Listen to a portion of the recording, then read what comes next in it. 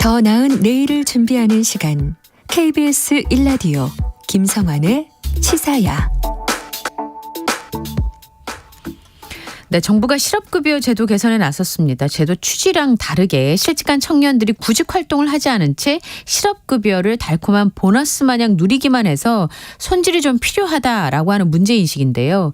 이런 경우가 얼마나 되는지 또 개편할 때 부작용이 생길 가능성은 없는지 김성희 고려대 노동전문대학원 교수 연결해서 이야기를 좀 나눠보겠습니다. 교수님 나와 계십니까?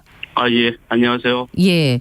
실업급여가 어떨 때 받는 거고 얼만큼 받는지를 못 받아보신 분들은 모르실 수 있으니까 지금 예. 실업급여 구조를 좀 설명을 좀 부탁드릴게요, 교수님. 예, 제가 실업을 당했어도 받은 적이 별로 없을 수 있는데요. 네. 왜냐하면 우리나라는 비자발적인 실업일 때만 실업급여를 받을 수 있기 때문에 그렇죠. 네. 그래서 그러니까 회사로부터 해고를 당했을 때 받을 수 있는 급여지 내가 이직을 위해서 움직일 때는 받기가 힘든 그런 구조로 짜여져 있는 실업급여입니다. 네. 그래서 실업을 당했을 때 이제 평균 임금의 60%를 지급받는데 지급 기간은 8개월, 네. 50세 이상 9개월인데요. 네. 그 지급 기간이 그렇게 긴 편은 아니고요. 네.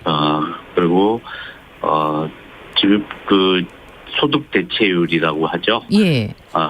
실업 전에 받았던 급여의 60%는 낮은 편은 아니지만 네. 1년이 됐을 때 소득 대체율은 굉장히 낮은 편이죠. 왜냐하면 지급 기간이 짧기 때문에 그런 우리나라 실업급여는 이제 고용보험제도라서 예.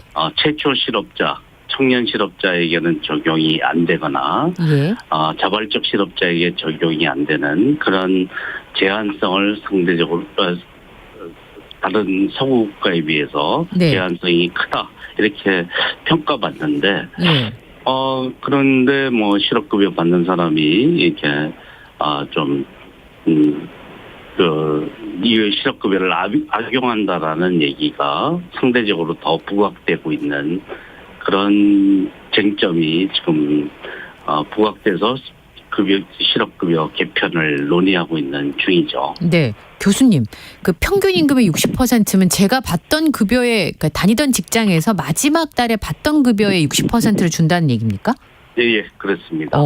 그러면 이제 이 실업급여와 관련돼서 얘기가 나오기 시작한 게 실업급여를 이제 놀면서 받는 금액이 열심히 일해서 받는 최저임금보다 높아서 그러면 누가 일하려고 하겠냐. 그럼 쉬면서 그냥 실업급여 받으려고 하지. 이제 이런 문제인식에서부터 시작된 거 아니겠습니까? 근데 이런 경우는 왜 생기는 건지 말씀을 좀 해주세요. 이전에 받던 급여의 60%를 받지만 상한액이 66,000원이고요. 그리고 하한액은 최저임금 기준으로 결정이 돼 있습니다. 그래서 90%였다 문재인 정부 때 80%로 낮췄는데 지금 똑같은 문제 제기로 인해서 80%로 낮춰서 61,580원 정도 되는데요. 네. 그래서 우리나라가 사회적으로 결정되는 임금이라는 게 최저임금밖에 없다 보니까 여러 가지 제도가 복지제도가 최저임금과 연동돼 있습니다. 네. 그래서 국민연금 수급액도 최저임금 인상해 갖고 연동돼 있고요. 네. 여러 가지가 연동돼 있는데 그래서 실업급여도 최저임금을 기준으로 해서 그 80%를 하한액으로 정해서 상대적으로 저소득자에게 저소득자에게 평균 임금 60%를 적용하면 그렇죠. 저소득자는 실업급여조차도 낮게 받을 수 있기 때문에 복지제도의 성격상 소득의 안정성을 위해서 저임금 노동자의 소득 안정성을 높이려는 의도로 최저임금과 연동하는 제도를 가지고 있죠. 그러다 보니까 최저임금이 오르면 상한액을 올리지 않다 보니까 상한액과 하한액의 격차가 좁혀지고 있고 그다음에 최저임금을 받는 노동자들은 세금을 떼는데 세금을 떼지 않는 것과 비교해서 낮아진다 이렇게 얘기하는데 여기는 좀 이제 그 주무부처는 잘 알고 있을 텐데 예. 그 최저임금을 받는 사람 그 실업 전에 소득에서는 조세하고 그 사회보장 임금을 다 떼는데 사회보장료를 다 떼는데 예. 근데 그 실업급여 받는 사람도 사회보장료는 내거든요. 예. 그거는 같이 떼서 비교하는 게 맞는 거고요. 그다음에 이제 최저임금을 받는 실업급여를 받기 전에 실직 전의 사람들의 경우에 여러 가지 소득 지원 제도를 가지고 있는데 그것과 동시에 비교하는 게 필요하는데 이것만 조금 그 말초적으로 비교해서 상대적으로 강조하는 성격이 강하다. 그래서 실업급여 받는 사람의 도덕적 해이를 좀 과장하고 있다 이런 측면이 있다라고 볼 수 있겠습니다. 그럼 교수님 보시기에요. 최저임금보다 실업급여를 더 많이 받는 사람이 뭐 얼마나 될까요? 예, 뭐 그 숫자가 뭐 전체 이제 실업급여 받는 사람에서 비중을 보면 네. 그렇게 높은 편은 아닙니다. 우리나라는 최저 그 액을 적용받는 사람의 숫자는 높은 편이죠. 왜냐하면 전반적으로 저임금 노동자가 많다 보니까 네. 그 비중이 75% 정도에 육박하거든요. 예. 그것은 사실은 문제라고 생각하기보다는 이렇게 우리나라 저임금 노동자 비중이 압도적으로 높구나 하는 것을 정책의 주 관심사로 삼아야 될 대목인데 네. 실업급여의 재정 문제나 이런 문제로만 이 문제를 판단하기에는 우리나라의 소득 격차가 임금 노동자의 소득 격차가 심각하구나. 저임금 노동자가 침전되어 있는 층이 너무 두껍구나 하는 문제에 대해서 어떤 해법을 찾아야 되느냐라는 관심사가 일단 제일 관심사여야 되는데 그것보다 그 한액의 문제를 한액이 높다는 그 시각으로만 접근하고 있는 것은 좀 안타까운 것이다. 측면이다라고 볼 수 있겠습니다. 이 적립금이 쌓여져 있잖아요, 교수님. 예. 근데 그게 많이 줄었다는데 속도도 빠르다고 하더라고요. 왜 이렇게 많이 줄은 거예요? 예, 고용보험기금이 상대적으로 안정적인 그 재정 기금이었는데 그렇게 된 이유는 코로나 때 고용안정기금으로 특별 고용안정기금으로 많이 썼습니다. 고용유지를 코로나 때 해고하지 말고 고용유지를 해라. 하기 위해서 기업에게 지원한 고용유지 지원금의 비중을 굉장히 높였습니다. 모든 서구 나라들도 사실 코로나 상황에서 해고를 방지하기 위한 그런 정책들을 많이 썼는데 그 일환이고요. 또 하나는 이제 모성보호기금, 산전후 휴가나 육아휴직에 대한 기금은 일반 회계에서 써야 되는 건데 고용보험이 상대적으로 안정적이다 보니까 그다음에 일반 회계가 지원되지 않지 않습니까? 그러다 보니까 그 노사의 객출금으로 운영되는 기금인데 거기서 쓰는 비중이 전체 실업급여 지원금의 10% 가까이 됩니다. 10조 이상 이제 실업급여도 지급되는데 그중에 1조 이상이 그런 일반 회계에서 지원돼야 될 비중을 고용보험기금에서 지급하고 있죠. 그래서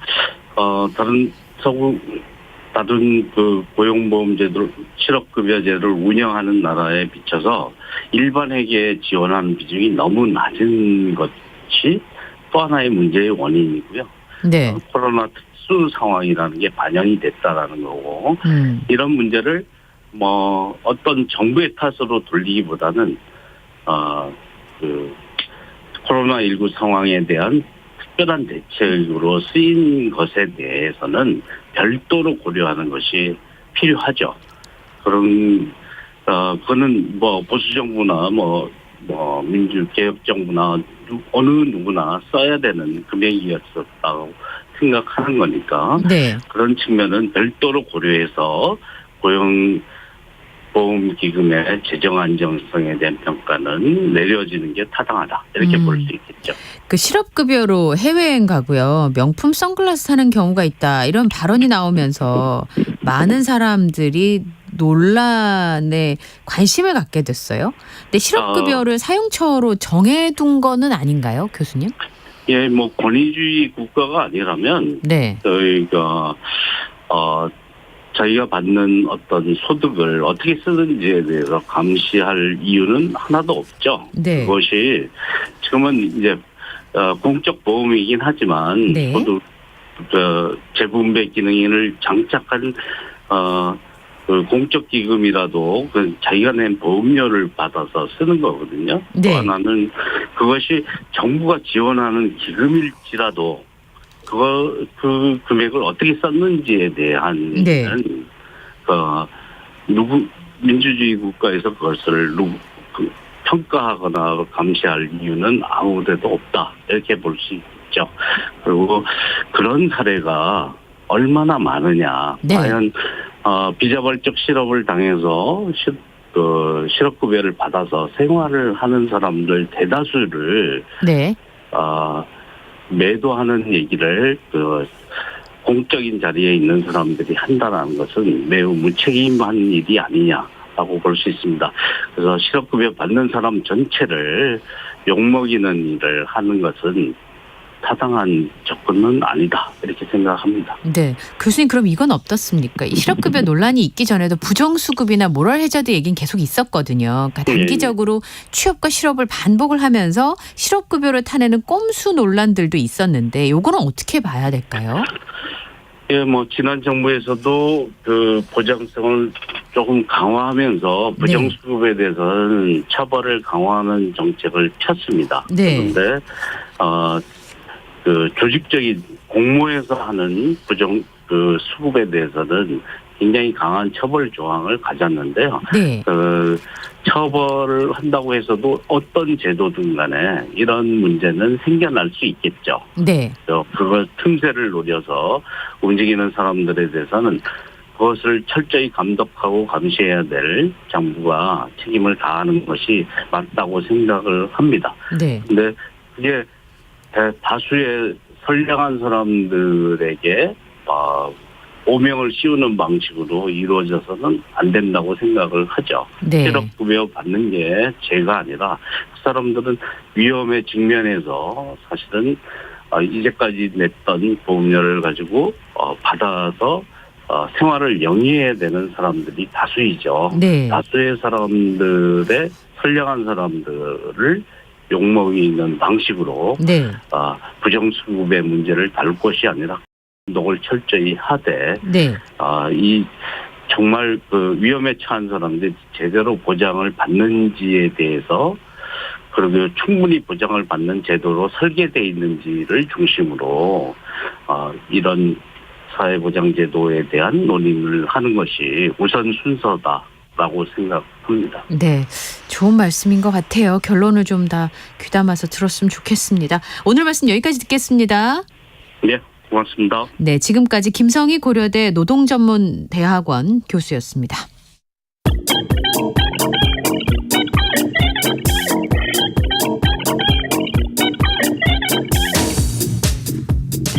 네, 지금 여러분의 관심사는 무엇입니까?